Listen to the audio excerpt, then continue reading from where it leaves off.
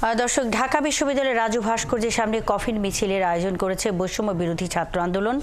৩৬ জুলাইয়ে শহীদ হাসানের জানাজা শেষে আওয়ামী লীগ নিষিদ্ধ গণহত্যার দাবিতে তাদের এই মিছিল।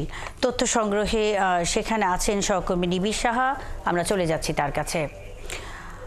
নিবিড়, কফিন মিছিল কি শুরু হয়েছে কিনা, আর কি দাবিতে এই মিছিলের আয়োজন করেছে বৈষম্য বিরোধী ছাত্র আন্দোলন?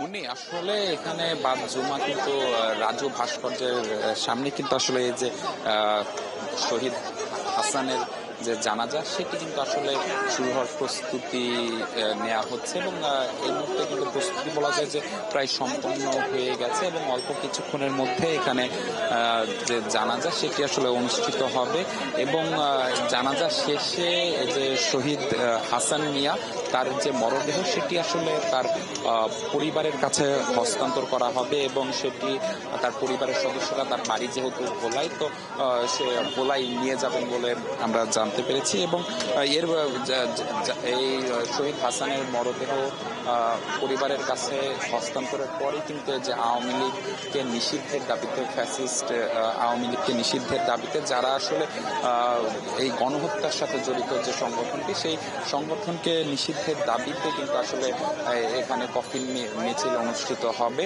তো আমরা যেমনটি দেখছি যে আসলে এই মুহূর্তে কিন্তু জানাজার যে প্রস্তুতি সেটি কিন্তু আসলে সম্পন্ন হয়ে গেছে এবং অল্প কিছুক্ষণের মধ্যে এখানে কিন্তু জানাজা অনুষ্ঠিত হবে। এবং জানিয়ে রাখি যে শহীদ হাসানের বিষয়ে আমরা যেমনটি তথ্য পেয়েছি পরিবারের মাধ্যমে, যেমনটি জানতে পেরেছি, পাশাপাশি বৈষম্য বিরোধী ছাত্র আন্দোলনের মাধ্যমে আমরা যেমনটি জানতে পেরেছি যে আসলে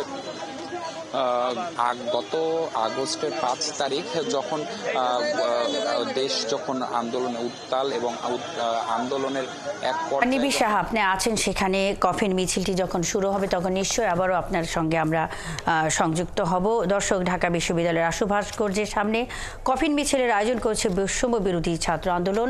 সেখানে রয়েছেন সহকর্মী নিবিড় সাহা, তিনি জানাচ্ছিলেন সবশেষ খবরাখবর।